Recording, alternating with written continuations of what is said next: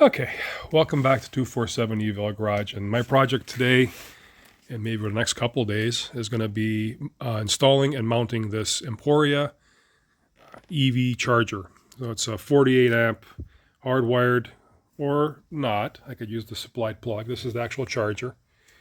That's the box it came in, so we're just going to get that box the heck out of the way and show you what all we got here. So this is the charger itself, and there is a plug. Like a stove plug, which you could plug into an outlet that is configured that way. I don't have that box yet. And then along with it came, and I have unraveled it a little bit because I'm trying to figure out how to mount this thing.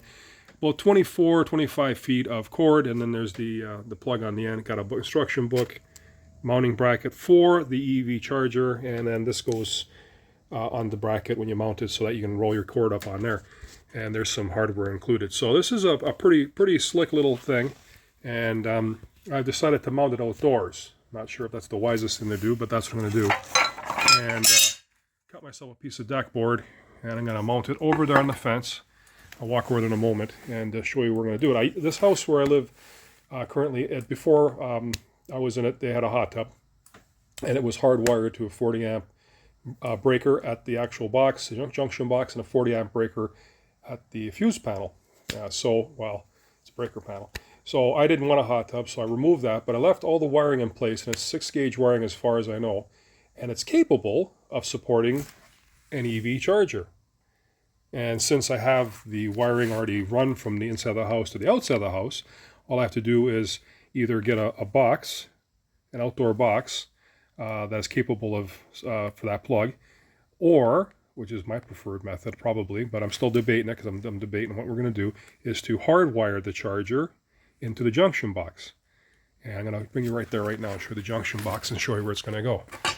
So I'm going to walk by my non-EV Mustang because I'm not an EV fan, but we do have a Jeep 4xe, and that does take some time to charge. So here's the box, and I'm going to open it up. Maybe I can't open it up right now, but anyways, there's wiring in there. It's hardwired. I'll have to figure out what to go in, probably on the bottom, maybe this side here, I don't know. I'm going to mount this piece of deck board on my deck rail and put the EV charger on there, and then wire it into this. Now either there'll be a plug coming out, and I'll have an outdoor box over here somewhere, or I'll have it hardwired from the EV charger into the box right there. So that's the plan as we think it over right now. So not 100% sure which way we're going to go, but it's going to go one way or the other for sure. You can count on that, and it's going to be great. So this EV charger, why do I need it? Well, you don't really need a level 2 charger, but if you got a hybrid like I have, the 4xe Jeep, you can just plug it in, as I've done for the last year almost. It'll be a year in October, and no issues. It charges in about 10-12 hours, and it's good to go.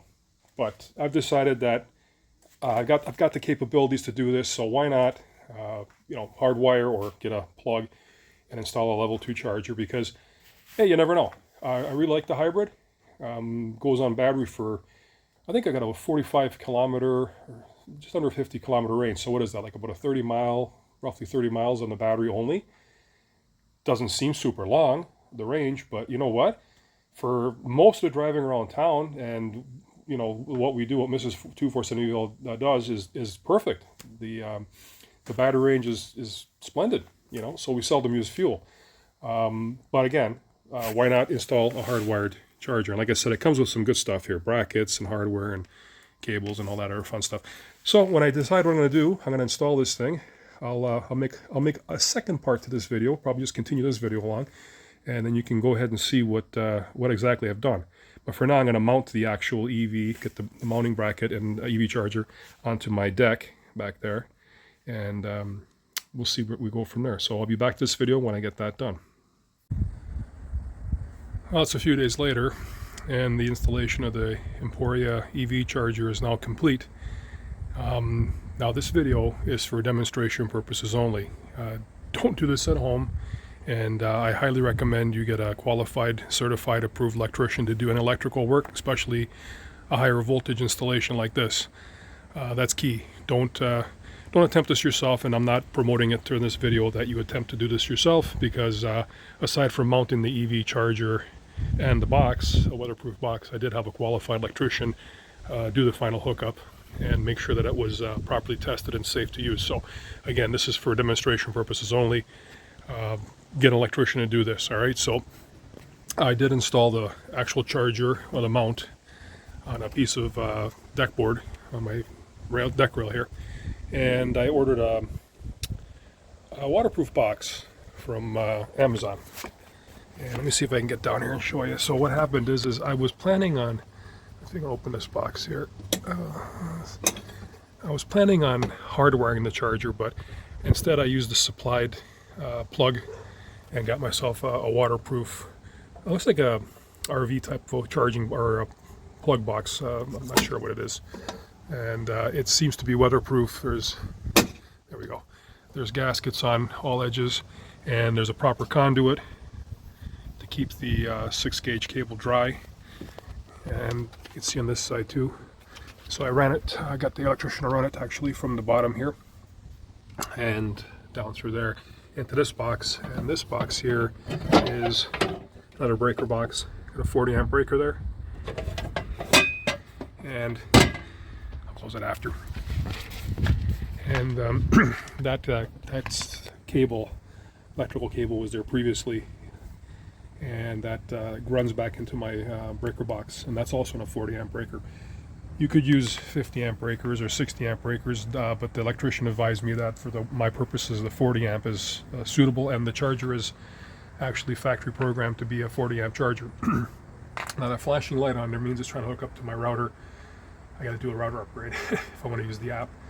There's an Emporia app available online at the Play Store for my case. So there it is, level 2 charger installed.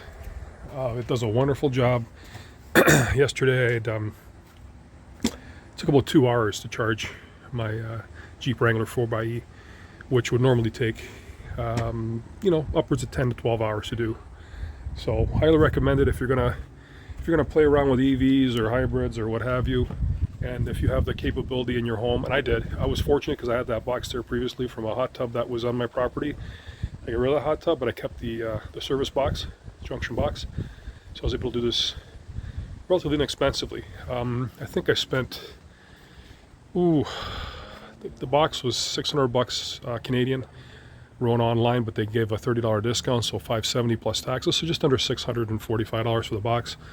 That weatherproof box was another $35 or $40 from Amazon, and I think there was another, I don't know, 2 meters or 6 feet thereabouts of number 6 cable wire, and that was probably around another $50 So I don't know, just over $700 to the whole thing, plus the labor for the electrician, which that will vary. So I'm not going to include that in this total because it depends who you get to do it and what he charges you for it.